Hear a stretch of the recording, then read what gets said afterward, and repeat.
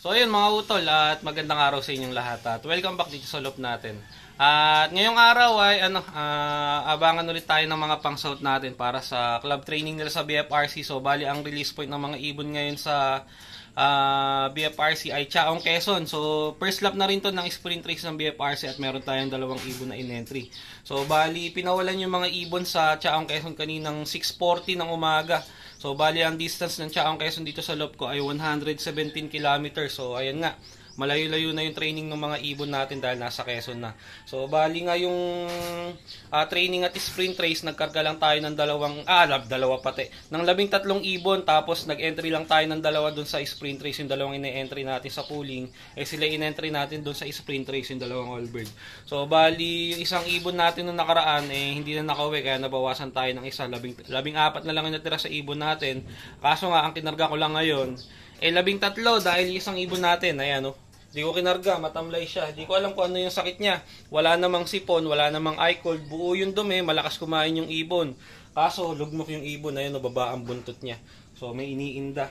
Balak-balak kong ibaba yung ibon para mas ma-monitor ko ng maayos dun sa baba. At baka sakali may recover ko pa. Next mate pa niya yung nawala. Silang dalawa pa ngayon yung nagka-problema. Yung isa nga nawala na, tas ito naman may sakit. Di ko maintindihan kung ano sakit. Walang sipon, walang eye cold, malakas kumain, buo ang dumi, pero matamlay yung ibon. Di ko alam, baka nagdadahilan lang, baka ayaw ng kumarera ng ibon. Ayan, pero ayan, baka ibaba ko na siya para ma-monitor ko ng maayos. So bali ready na yung kailangan ng mga ibon natin. Ayan, may tubig na. So yung ibon na lang ang kulang natin. Sana ang mga first dropper natin dito sa loop yung mga naka-entry natin. So dalawa nga lang naman yun. Sana sila ulit yung unang umuwi. Dahil nga ayan, first lap ng sprint race, dalawa in-entry natin. So bandang 8:17 pauwian sa speed na 1 to 8 auto na. At maya-mayang konti babalikan ko kayo pagka pauwian na. So yun mga utol, at ito nga yung ibon natin na may iniinda, mukhang may sakit. Pero kagaya nga sinabi ko, wala siyang sipon, wala siyang eye cold, buo ang dumi, malakas kumain, natutunawan ng maayos. Pero ayan, matamlay yung ibon, baba ang buntot, ang pakpak nakababa din. So pagka ganyan ng ibon, hindi maganda ang kondisyon yan, hindi maganda nararamdaman yan. May iniinda yan pagka ganyan.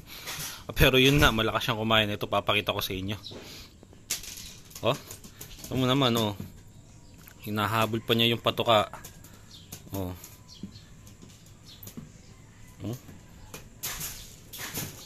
Kaya hindi natin maintindihan yung ibon na to baka pamaya nagdadahilan lang nagulat pa, may ibon na dumaan na malaki. Na pa siya, alerto pa kahit pa paano. Ayun kumakain. Hindi ko maintindihan yung ibon na to. Makinis pa naman Ganda pa naman ng balahibo, makinis tignan. Pero ayan, malugmok siya. So ibababa ko yung ibon na to, hindi pwedeng nandito siya. Baka pamaya yung ibang ibon natin mahawa pa. So ngayon nga andiyan kasi ang stress sa ibon tama sa ibon yung ganyan training. Uso ang sakit, kaya ayan, baba ko muna to. At ayan mga utol, at ang oras natin ay 8:16 na. Ayan, so kaya ito mag-aabang na. At ayan mga utol, ang oras natin 8:16 na, kaya ito mag-aabang na tayo ng mga ibon. Nag-check na rin ako sa clocking. May nag-clock na ang top speed ng mga first dropper nasa 11 plus, walang nag 12. Pero ito dito sa atin nasa 12 pa ang speedan, pababa ng 11. Yung panahon natin, ayan, blue sky, maganda ay araw, sikat na sikat. So maganda yung panahon. So siguro sa daraanan ng mga ibon ganun din. Kaso yung hangin sa lubong mukhang headwind, kaya medyo na-delay ng konti yung uwi ng mga ibon, hindi nagwanto ng speedan. Ayan, pero abang-abang tayo sa oras na to. Maya-mayang konti siguro baka may ibon na. Sana may sumabay sa mga ibon natin. Kung 1-1 yung top speed, sana may speed yung ibon natin kahit kulang 1,100. Ayan, abang-abang tayo. Wala pang nagdadaan, wala pa nakikita nagdadaan. Ayan, so sakto 8:17 na yan. 1 to eksakto ang speed, wala pa ring ibon. Ayun, abang-abang, good luck sa atin. Sana maganda yung uwi ng dalawang naka-entry natin. So yun mga utol, may mga dumaan na ako nakita. At ito may isa parating Ewan ko kung sa atin to. Sa atin. Sa atin to. Kaso, hindi ito yung naka-entry natin. Wrong pick. Hindi ito yung naka-entry natin. Ngayon lang nag-first bird to. Young bird to.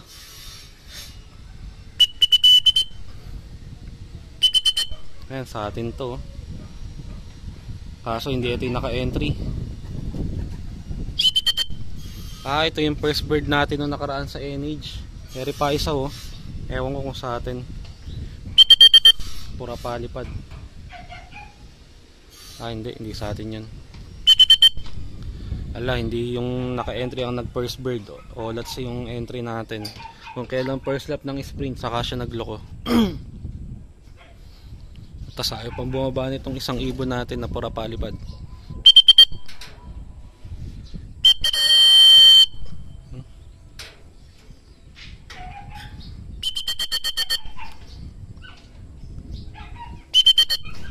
Ayaw bumaba, ikot ng ikot. Sayang, hindi naka-entry ang nag-first bird natin.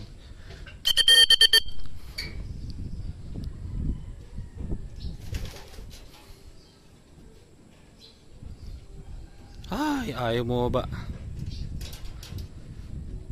Baka abutan tong ibang ibon sigurado mangungulit tong mga to. Ayun.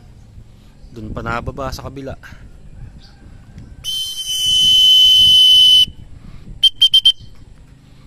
Ay ilang yung ibon Ilang siya ngayon Ayan, isa pa lang, hindi pa nasusundan. Wala pa yung entry natin kahit isa. Hindi sumabay yung entry natin ngayon Ayan yung first bird natin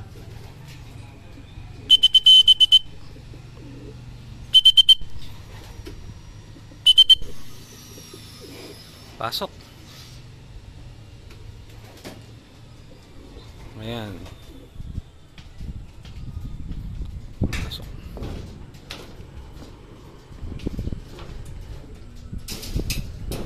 So ayun, may isa na tayo. Sayang hindi yung naka-entry. Ayan. Ang dilim. Yung abang-abang pa. So ito, may pauwi tayo. Isa. Ayun Hindi ko alam kung ito isang entry natin Hindi ko makita at maaraw. Ayan, dalawa. Hindi, isa lang. Hindi rin ito yung isang entry natin isang young bird nating MacArthur. Wala pa yung yung entry natin, isa man sa kanila. Ayan yung young bird natin na MacArthur.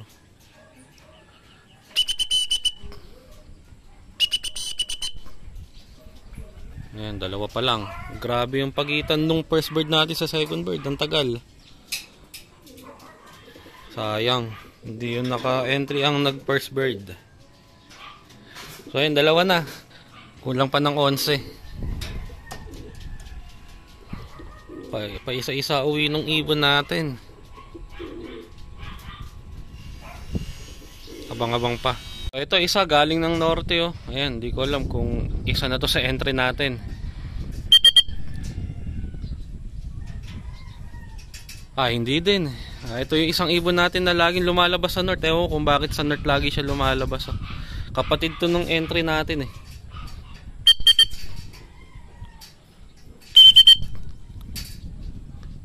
meron pa isa. Na ata yung entry natin. Yung isang blue bar, yung barako. Nasaan na? Eri na nga. Eri na yun hindi ito. Isang MacArthur natin to. Kulelat yung mga naka-entry natin. Pambihira.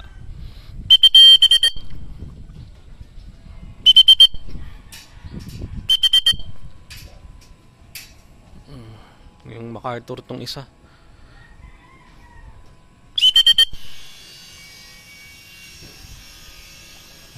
Ayan yun.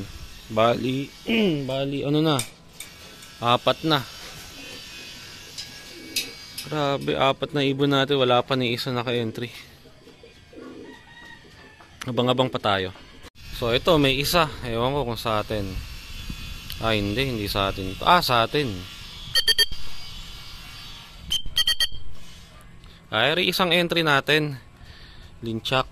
Isang kagaling. Ngayon ka lang dumating. Bilisan mo na. Ayaw pang pumasok, oh. Nadala na yung ibon. Ayan, may dumating pa. Ito pa isa sa atin din. Ay, late ka na. Eri pa isa natin, oh. Laklak ko muna to. So ito yung isang ibon natin. O ito yung isang entry natin. Magkasunuran pa sila. Parehas sila kulelat. 961 na lang yung speed ng isang ibon natin. Kasi ito yung isa ayaw bumaba. O lipad ng lipad. Asawa to nung entry natin. Parehas silang nagpalit naman ngayon. Halos magkasunuran nga sila. Kaso late. Ayaw naman bumaba. Ayan, o doon pa bumaba sa kabila.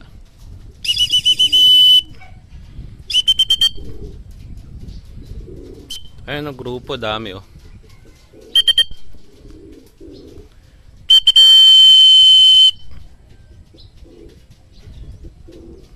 Ay, ayaw pang pumasok. Ayun oh. Sa dulo. Ay, nako, mga ibon to.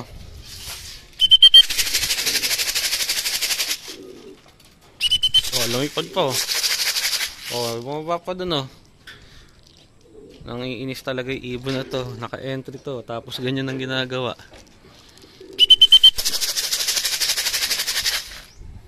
Ayan. Kahit naman palang rumete sa landing board. Pasok.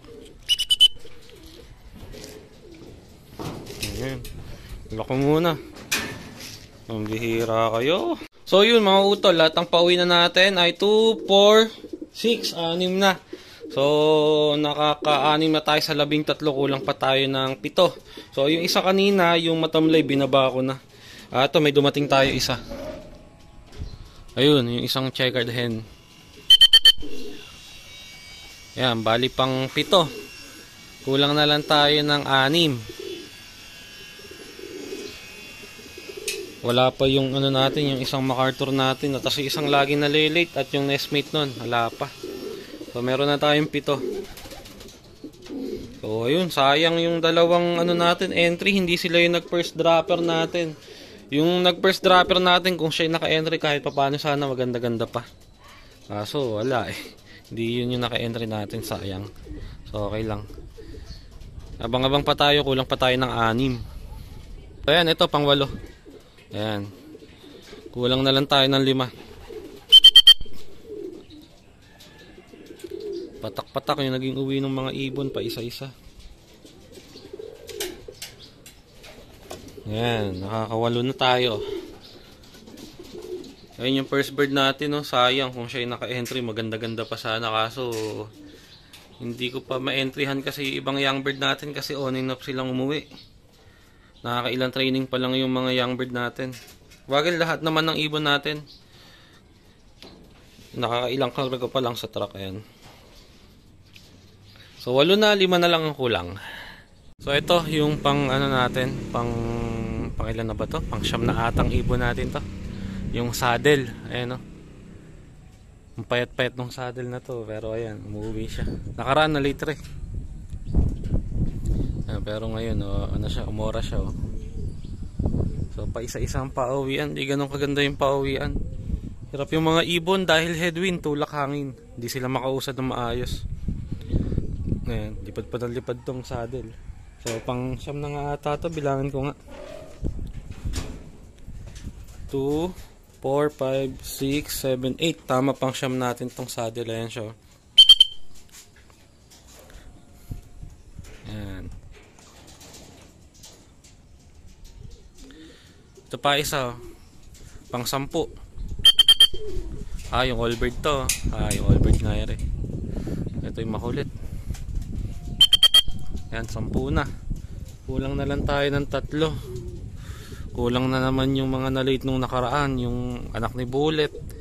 Tapos yung isang blue bar na lagi na-late. Saka sino pa ba yung isa? Yung blue checkered hen na may suksok. Isa pa yun. Isa pa yung checkered hen na yun. Di ko gusto yung katawan. Kaya ako ano lang, mahirapan lang ng konti halos ano na, sumuko na yung ibon. Halos sumubasob na pag uwi. Lipad pa ng lipad tong isang to. So yun, 10 na. Hayaan ko na isa na yun. Makulit yun eh. Mamaya bababa din yun. Kulang na lang tayong 3. So ayun mga utol, at nagpakain na ako ng mga ibon natin. Pinakain ko lang sila ng konti. Yung 3 natin hanggang ngayon wala pa. 10 pa lang yung ibon natin dito. So hindi ko na sila inintay. Papakainin ko na lang sila ng bukod mamaya pagdating nila. Ito yun, yung 3 kulang natin. Sila yung mga laging nalilate talaga. So sana umuwi din sila maya maya. Sana wag naman madisgrasya yung mga ibon. So babalikan ko na lang kayo pagka may pagka may balita tayo dun sa 3 kulang natin. So ito mga utol, kakatapos ko lang magpakain, pababa pa lang ako ng loop. Ito may dumating, yung isang anak ni Bullet yung nag-iisang anak ni Bullet, yung isang MacArthur natin. Kompleto na yung MacArthur natin. Mabagal din talaga umuwi itong anak ni Bullet, parang si Bullet nung mga panahon na kinakarera na atin, training at kinakarera natin. Nasa lahi na talaga nila yung mabagal. Lipad pa ng lipad. Pero hindi pa naman cut off, 9:21 pa lang, 9:30 ata ang cut off dito sa atin. Ayan. Asa na, nawala. Yare. Ayun. Mainit na, ramdam ko yung init ng araw. Lipad pa ng lipad oh. Late na nga siya, lipad pa ng lipad. Sayang di siya umabot doon sa patoka. Lipad ng lipad.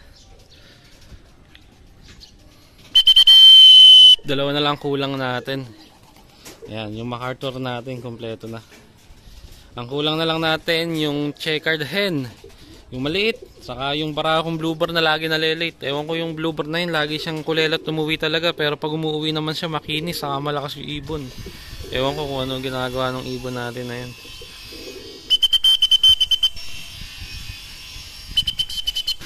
Ayan. 2 na lang, 11 na yung pauwi natin. Pasok na. Mamaya ko na lang siya pakakainin pag nakapagpahinga na. Ayan. Wala siyang inabutang patoka. Ayan, inabutan niya grits. Mamaya ko na lang siya pakakainin. Hingal na hingal yung ibon. Ayan. So ayun mga utol, ayan, pinakain natin yung 2 ibon natin. Ito yung 2 na late ng uwi. So itong anak ni Bullet kanina, nakita pa natin yung pag-uwi niya. Kasi di ko nga muna siya pinakain. Tapos yung blue bar, ayan, ginatlang ko na siya dito sa loob. Di ko alam kung anong oras siya umuwi. Ayan, pero ayan na nga, kumakain na nga yung ibon. So kulang na lang tayo ng isa, yung checkered white light na hen. Ayun, laging late din yung hen na yun. Mukhang hindi tatagal yung hen na yun, maliit ang katawan. Mahirapan lang ng konti, mukhang mawawala yung ibon, at yun nga hanggang ngayon wala pa siya. Ayun, nag-aaway yung 2. Marami na rin naman nakain na. Okay na yun. So hanggang dito na lang yung video natin mga utol. Maraming salamat sa panonood. Kita-kita na lang ulit tayo sa susunod na video natin.